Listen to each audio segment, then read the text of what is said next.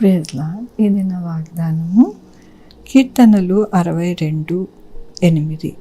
జనులారా, ఎల్లప్పుడూ ఆయన యందు నమ్మిక ఉంచుడి, ఆయన సన్నిధిని మీ హృదయములను కుమ్మరించుకోండి. దేవుడు మనకి ఆశ్రయము. ఎంత గొప్ప వాగ్దానాన్ని దేవుడు మనకి అనుగ్రహిస్తూ ఉన్నారండి.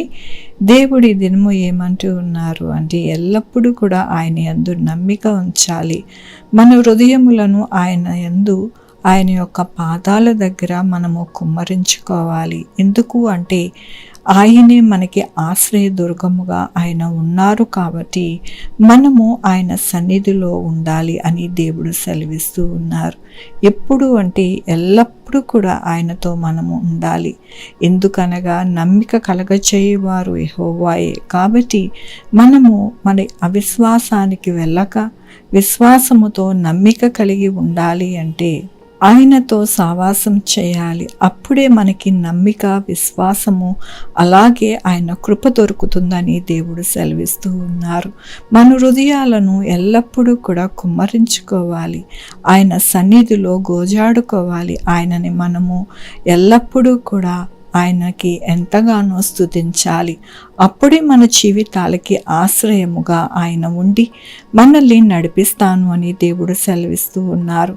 దేవుని వాక్యములోని మనుషులందరికీ వారి వారి క్రియల చొప్పున నీవే ప్రతిఫలం ఇచ్చి ఉన్నావు. అవునండి, మన జీవితాలు ఎలా ఉన్నాయి, మన క్రియలు ఎలా ఉన్నాయి, మన హృదయములు ఎట్లాంటి పరిస్థితిలో దేవుని సన్నిధిలో కుమ్మరించుకుంటూ ఉన్నాము, ఆయన యొక్క కృపను ఎలాగ వేడుకుంటూ ఉన్నాము, ఆయన ఆశ్రయంగా మనము ఎలా చేసుకున్నాము అనే క్రియలను బట్టి ఆయన మనకి ప్రతిఫలం ఇస్తారంట.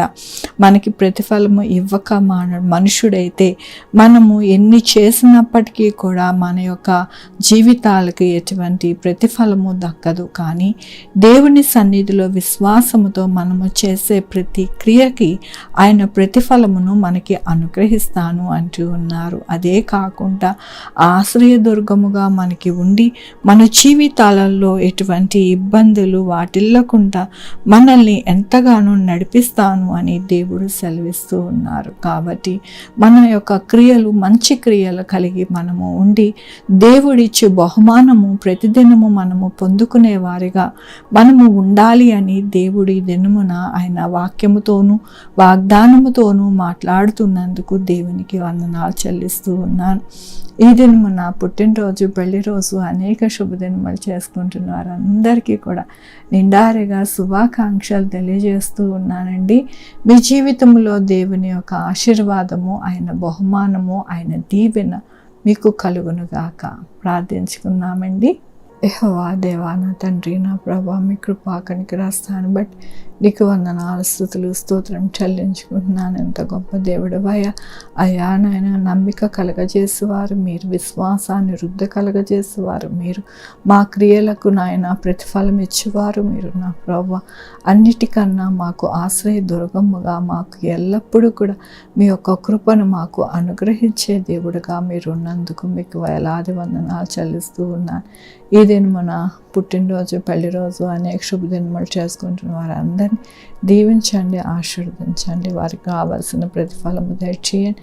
అలాగే మా కొరకు ప్రార్థించమన్న వారిని వారి యొక్క బిడ్డల భవిష్యత్తుని, వారి ఆరోగ్యము, వారు చే పనులు, అలాగే నేను వారి చదువులు, వారి యొక్క ఉద్యోగాలు అన్నిటికీ తోడై ఉండండి. Sugar, BP, thyroid, heart problem, kidney problem, AIDS, cancer, నరాల బలహీనత, పెరాలసిస్, గ్యాస్ట్రిక్ ట్రబుల్, ప్రతి విధమైన అనారోగ్యాన్ని తీసివేసి స్వస్థపరచండి.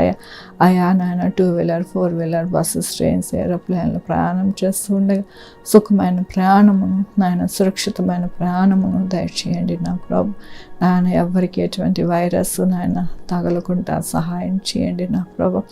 అలాగే నాయన, ఈ యొక్క చలి నాయన, మంచు ఏ బిడ్డలని బాధించకుండా సహాయం చేయండి. బిడ్డల్ని, ముసలివారిని, అందరినీ జ్ఞాపకం చేసుకోండి, ఆరోగ్యం పరచండి నా ప్రభు.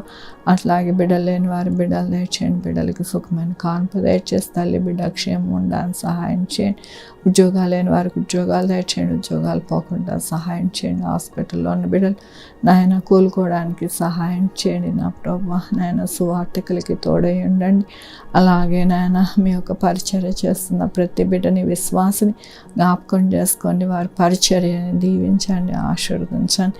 నాయన మీ పరిచర్య కొరకు అనేక మంది గుప్పలు విప్పి నాయన మీ యొక్క పరిచర్యకి నాయన వారి యొక్క వంతు నాయన వారు ధారాళముగా ఇస్తుండగా వారికి రావాల్సిన ప్రతిఫలం వారికి దయచేయమని కోరుకుంటున్నాను. ప్రతి ఒక్కరికి మీరు తోడై ఉండి సహాయం చేస్తున్నందుకు నీకు వేలాది వందనాలు చెల్లించుకుంటూ నా ప్రభు నా రక్షణ యేసుక్రీస్తు పరిశుద్ధమైన నామమున అడిగి వేడుకుంటున్నాను తండ్రి.